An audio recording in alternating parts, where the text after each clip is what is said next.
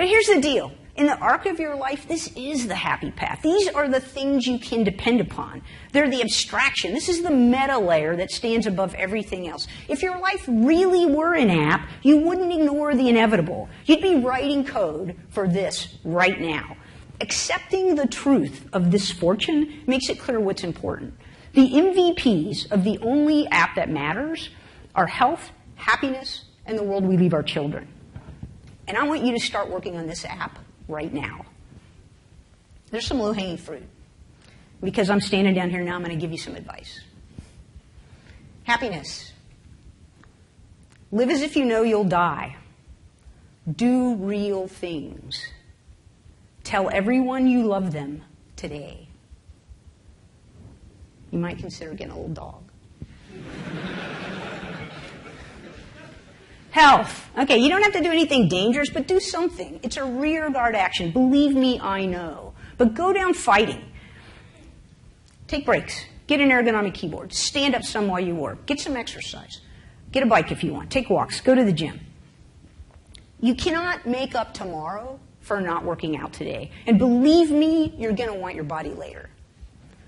So there are parts of this app that you can work on by yourself, but some parts of the app are better for us to work on together as a community.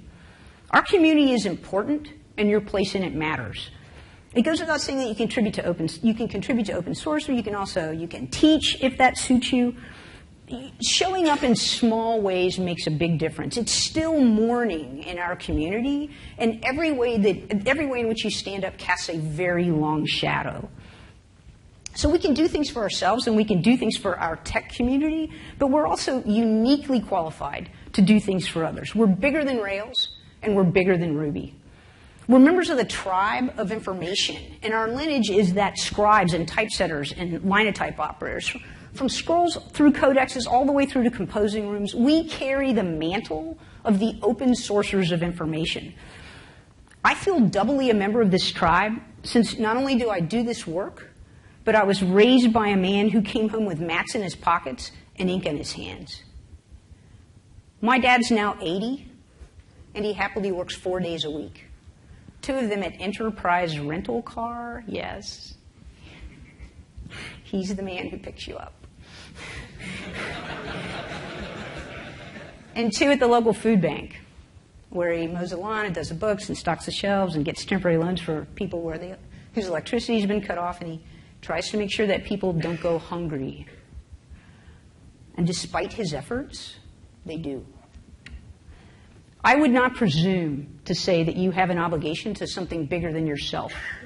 But he feels one, and I inherited it from him. Your schools need help. Your neighborhoods need help. If you want to, you can pitch in literally.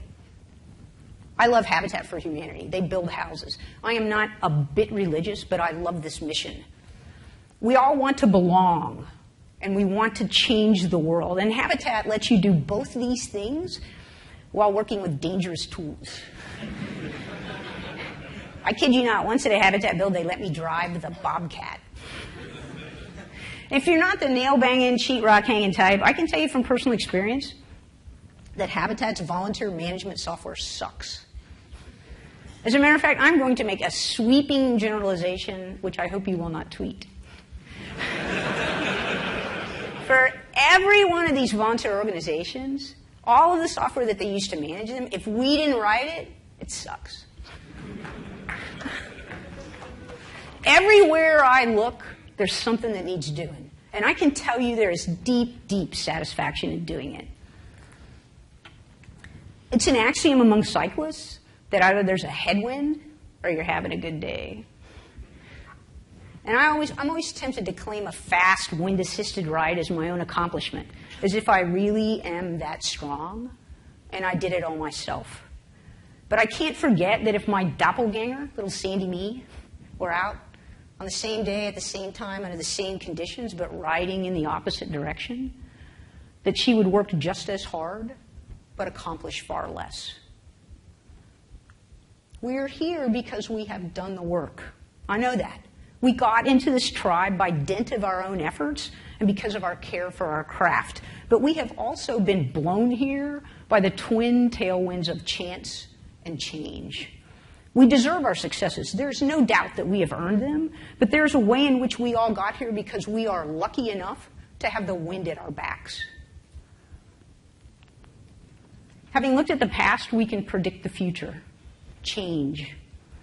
And by an accident of timing, we stand at the vortex of that change, at the intersection of information and technology.